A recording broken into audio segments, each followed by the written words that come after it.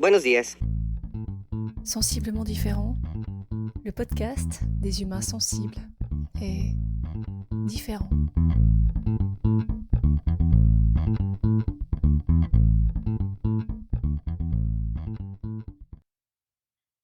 Depuis hier, j'ai l'impression d'être au cœur d'une tempête, intérieure, extérieure, touchée par des situations d'êtres proches qui génèrent beaucoup d'émotions. Beaucoup. Ça brasse sévère. Et puis moi aussi. J'ai entamé une petite traversée du désert. Le vent s'est énervé cette nuit et je me suis sentie raccord avec son agitation. Je me suis levée un peu dans le brouillard. Une pote m'a appelée pour boire un café. J'ai dit « Ok », mais près de l'océan. On s'est pris une magnifique averse de grêle dans la tronche, face au vent, avec le sable qui pique et les embruns.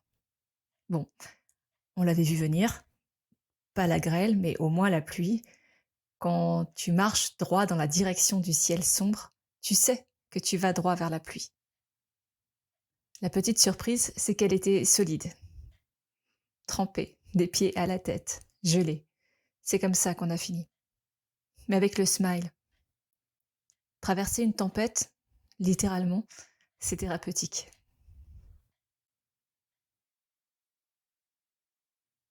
Salut! Cet épisode fait partie du challenge du podcast 2023, initié par la géniale équipe de l'Académie du podcast, et auquel j'ai choisi de participer tout au long du mois de janvier. Un jour, un thème, un podcast. Aujourd'hui, on t'invite à réfléchir à la popularité, ou plutôt l'impopularité d'une opinion. Ça t'inspire ? Je te retrouve à la fin de l'épisode. Je m'appelle Magali D, je suis un humain, maman 4 fois, thérapeute en kinésiologie, enseignante pendant 20 ans dans tous les sens, chercheuse et amoureuse de la vie, mi-punk, mi-poète. Je t'invite aujourd'hui à cheminer avec moi.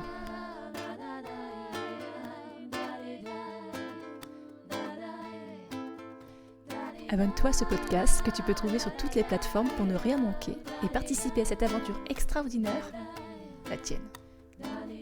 Tu peux choisir d'être simple auditeur ou de devenir acteur.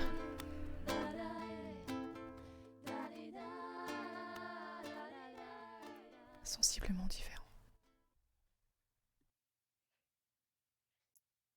J'ai choisi le féminisme. Tadam! Aujourd'hui, je ne me définis pas comme féministe, ou plus. Née femme, dans un patriarcat en évolution, voire en ébullition, seulement quelques décennies après le droit de vote des femmes, marquée de violences corporelles dans mon enfance, adolescence, à l'âge adulte, cela peut paraître paradoxal. Je suis nourrie des mouvements féministes des 19e et 20e siècles, et de façon plus large, de l'histoire des femmes même, des lignées de femmes, à l'échelle de mes cellules, fondamentalement. Pour autant, j'ai cette sensation que chaque fois que l'on tente de défendre une communauté basée sur un critère, on laisse des gens sur le carreau, ou des êtres vivants, dans les deux camps.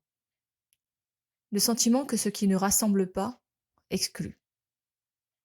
Je ressens que l'idée même de mouvement, contre ou pour, l'idée même de camp, est une manifestation de la dualité, en quelque sorte. Pour moi, les droits humains dépassent l'idée même de genre, d'âge, d'origine géographique ou ethnique. Ce ne sont, pour moi, que des étiquettes permettant de classer. Derrière les étiquettes et les définitions, chacune et chacun ne met pas le même sens, et surtout, pas le même vécu. Classer, c'est quelque part comparer, opposer, diviser, pour mieux comprendre au départ.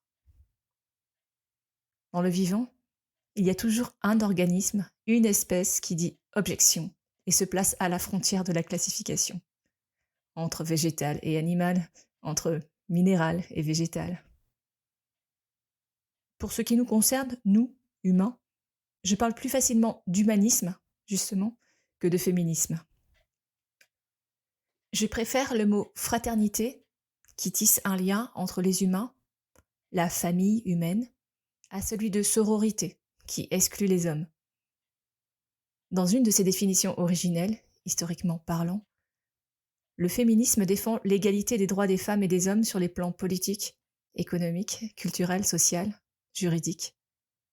Le masculinisme parle, lui, de position dominante de l'homme. Pour autant, ces deux concepts ne prennent pas forcément en compte d'autres critères, d'autres situations, comme celui de non-voyants ou de migrants. Alors, de quoi ou de qui on parle, au fond? Une espèce, l'espèce humaine, constituée de 8 milliards d'êtres uniques, qui ne peuvent vivre sans les autres espèces vivant sur Terre.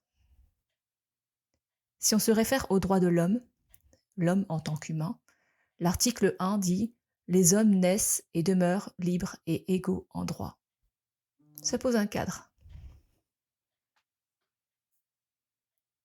Dans ce cadre, c'est la discrimination de façon générale qui est à interroger, quelle qu'elle soit. La discrimination basée sur un critère de différence, qui exclut. Et on pourrait continuer à creuser, interroger le concept d'égalité, puis celui d'équité. Continuer de naviguer, se demander ce que l'on donne à apprendre. Et ce que l'on dit, à travers ce que l'on considère comme grand repère. Feuilleter un livre d'histoire, se demander si c'est encore d'actualité de prendre comme grand repère de l'histoire, histoire de France, je précise, des vainqueurs de guerre, des conquérants, des colonialistes. Comme si le but ultime de l'histoire, c'était encore de revendiquer un territoire le plus grand et le plus influent possible, et de célébrer ceux, pas trop celles pour le coup, qui ont contribué à cette conquête, en détruisant l'autre donc. Comme si les contrées, les peuples, avaient attendu l'homme blanc pour être découvertes et exister.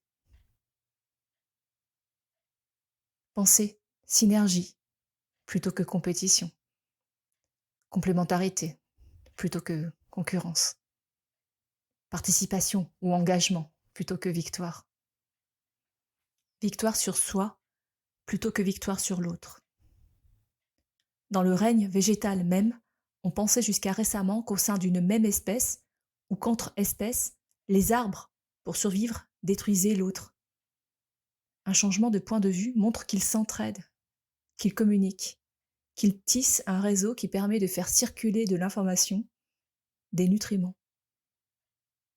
Les arbres ne se posent pas la question de ce qu'ils font. Ils le font.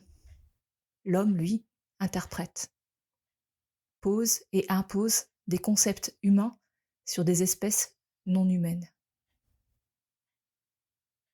Une opinion impopulaire permet parfois de faire bouger les lignes, pas forcément dans l'instant. Pense à l'histoire de l'astronomie, elle n'a pas toujours fait l'unanimité.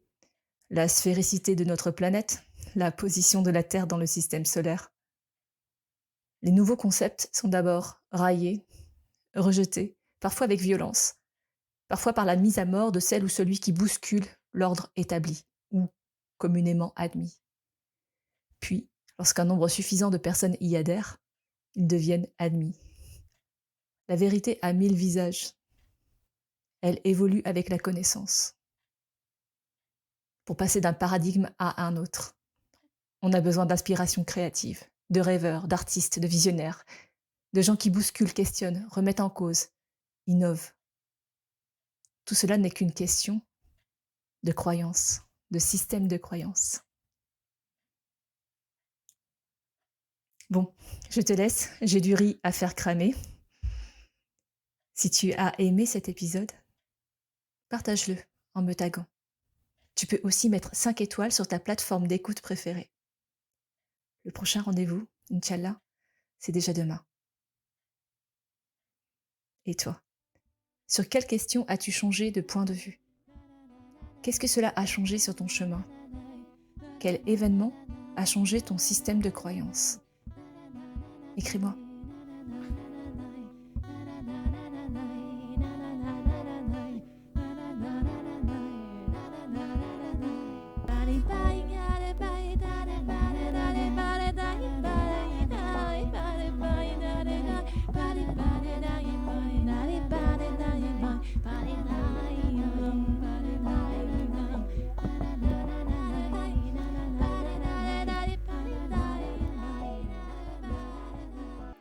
sensiblement différent.